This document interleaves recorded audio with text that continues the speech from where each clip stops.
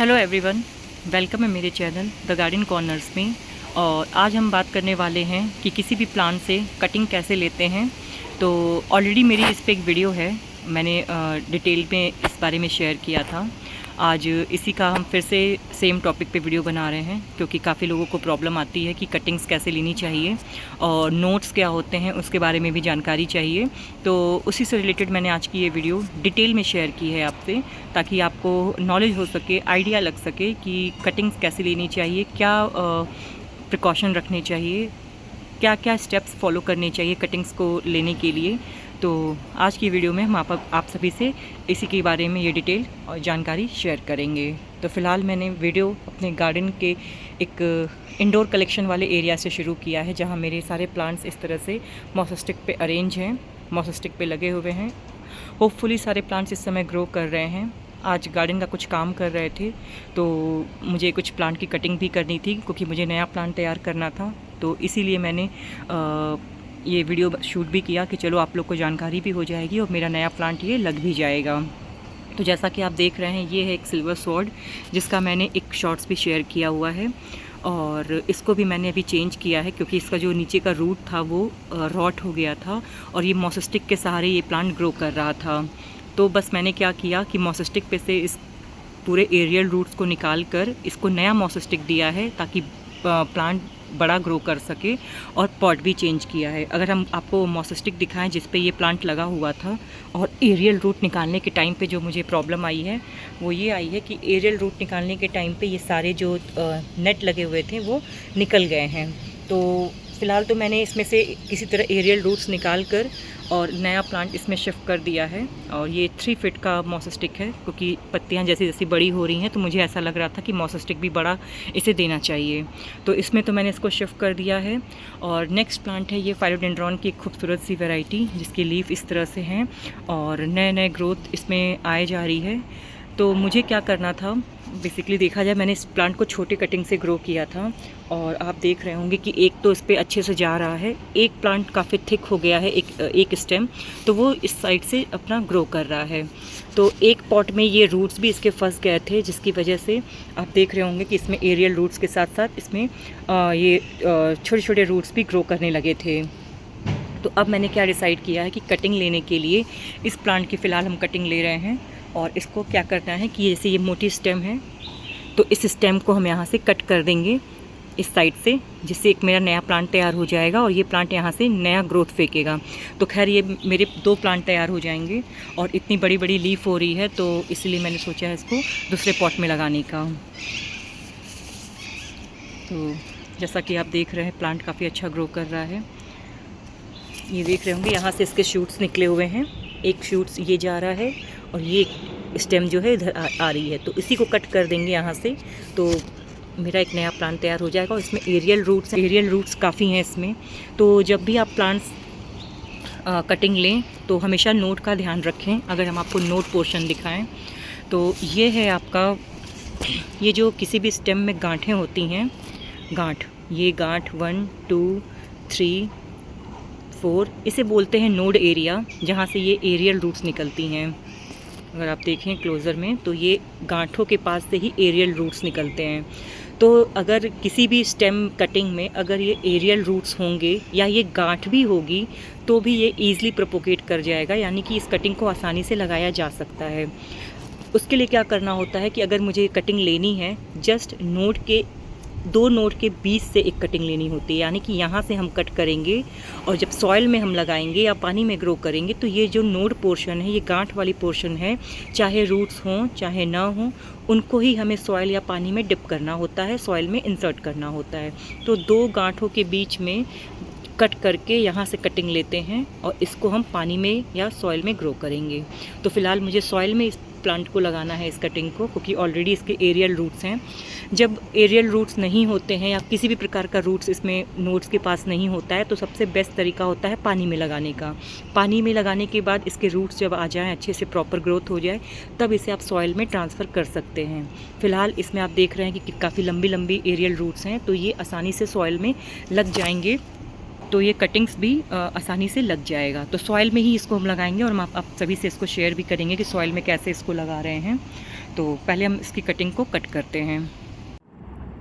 तो हम अब कटिंग लेते हैं यहाँ से, ये 2 नोड के बीच से, तो यहाँ से कट करते हैं इसको। अब इसे कट करने के बाद अगर आप देखें प्लांट को, तो ये प्लांट ऐसा है। इसको भी हम इसका सॉइल भी चेंज करेंगे और थोड़ा सा इसे ट्रिम भी करेंगे, इस जो मदर प्लांट है इसका। तो ये तो हम बाद में करेंगे इसको, बट सबसे पहले हम आपको दिखाते हैं जो मैंने कटिंग की है वो कुछ इस तरह से है। इसमें एरियल रूट्स हैं। जब भी हम इसे पॉट में लगाएंगे या पानी में लगाएंगे, तो क्योंकि ये इसमें एरियल रूट्स हैं, तो मेरे लिए तो सबसे बेस्ट ये है कि इसको हम सॉइल में लगा दें, ये ईज़िली ग्रो कर जाएगा। तो सॉइल में लगाने के लिए इसको हम नीचे की एक लीफ को हटाएंगे ताकि ये सॉइल में जाने के बाद रॉट नहीं हो, नहीं तो ये एनीवेज रॉट होने ही वाला है, ये नीचे वाली लीफ। अभी हमें एक नोड मिल गया है सॉइल में इंसर्ट करने के लिए।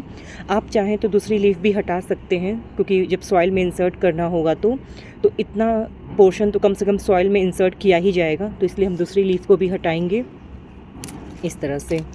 अगर आपके में एरियल रूट नहीं है तो डायरेक्टली आप पानी में भी इसको लगा सकते हैं, सेम प्रोसीजर अपना के, यानी कि 2 लीफ को कट करके और इसको किसी जार में या किसी भी कंटेनर में आप डाल देंगे तो न्यू रूट्स आना स्टार्ट हो जाएंगे। अब जैसे कि आप देख रहे हैं इसमें ये लीफ 3 लीव्स हैं और चौथी जो लीफ है वो ग्रो होने को है, तो इसको हम सॉइल में इंसर्ट करेंगे सारे एरियल रूट्स के साथ। तो अच्छा, इस कटिंग को लगाने के लिए मैंने सॉइल मीडिया लिया है। अच्छा, कटिंग को किस सॉइल मीडिया में लगाना चाहिए, तो अगर आपका कटिंग अभी स्टार्टिंग फेज़ में है तो सबसे बेस्ट होता है प्योर कोकोपीट में लगाना। चाहे आप बालू में भी लगा सकते हैं प्लेन। उसमें क्या है, जब तक रूट्स नहीं आ जाते हैं तब तक कटिंग ईज़िली ग्रो होता है और रूट्स आने के चांसेस काफ़ी ज़्यादा होते हैं। और अगर आप कोई लाइट मीडिया तैयार किए हैं, वेल ड्रेन सॉइल जिसमें आप प्लांट्स लगाते हैं, तो उसमें भी आप इस तरह की कटिंग्स को लगा सकते हैं, तो उसमें भी रूट्स आ जाते हैं। और सबसे बेस्ट टाइम होता है कटिंग लगाने का आपका बारिश के दिनों में, जिसमें किसी भी तरह का सॉइल मीडिया हो, कोई भी कंडीशन हो, बारिश के दिनों में कटिंग्स जो हैं वो ईज़िली ग्रो कर जाती हैं। तो ऐसे बारिश के दिनों में तो सबसे बेस्ट है। लेकिन आप और किसी सीज़न में लगा रहे हैं तो मिट्टी का ध्यान रखिए कि ऐसा सॉइल मीडिया चूज़ कीजिए या ऐसा मीडियम चूज़ कीजिए जिसमें कटिंग आसानी से ग्रो कर जाए। तो कोकोपीट जो होता है वो सबसे बेस्ट होता है कटिंग को ग्रो करने के लिए। आप चाहे कोई भी वेल ड्रेन सॉइल मीडिया ले सकते हैं, जैसे कि हम अपना जो हाउस प्लांट लगाते हैं, यानी कि जितने भी इंडोर कलेक्शन, वो इस तरह के सॉइल मीडिया में लगाते हैं जो वेल ड्रेन होता है, जिसमें कोकोपीट, धान की भूसी, परलाइट, ये सारी चीज़ें मिली हुई होती हैं। तो एक तरह से ये वेल ड्रेन सॉइल मीडिया तैयार होता है, तो इसमें भी हम कटिंग्स को लगा सकते हैं। तो फ़िलहाल मैंने वही सॉइल मीडिया लिया है जो अपने प्लांट्स को लगाने के लिए हम यूज़ करते हैं। और मुझे इसको मॉसस्टिक पे लगाना था, तो मैंने ऑलरेडी पॉट में मॉसस्टिक भी लगा रखा है, जैसा कि अगर आपको इस तरह से दिख रहा है। तो इस तरह के प्लांट्स में मॉसस्टिक बहुत ज़रूरी होता है लगाना। तो अगर हम डे 1 से ही मॉसस्टिक दें इस तरह के प्लांट्स को तो बेस्ट होता है।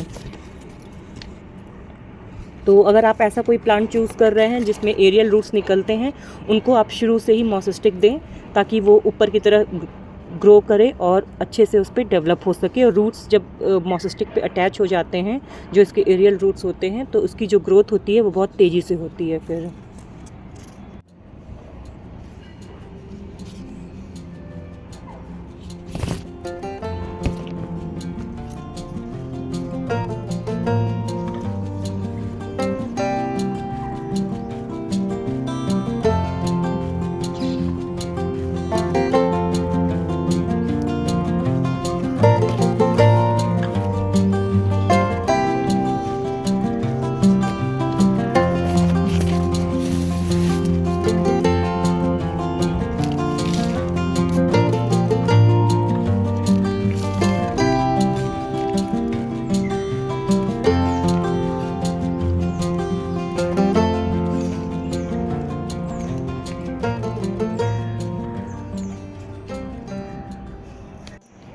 तो इस तरह से मैंने इस कटिंग को इस पॉट में शिफ्ट कर दिया है, प्लस मॉसस्टिक से अटैच कर दिया है, इसे टाई भी कर दिया है जैसा आप देख रहे हैं।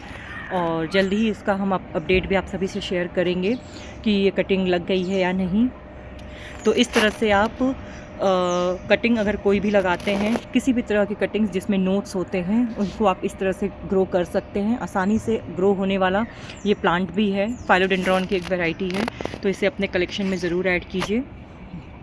तो आई होप आपको समझ में आया होगा कि कटिंग्स ईज़िली कैसे लग जाता है और सक्सेस रेट क्या होता है, किस तरह का सॉइल मीडिया यूज़ करना चाहिए। और इसको कटिंग को लगाने के बाद हम कुछ दिन शेड में रखेंगे या ऐसी लोकेशन पे जहाँ पे ब्राइट एरिया हो या ब्राइट रोशनी आती हो।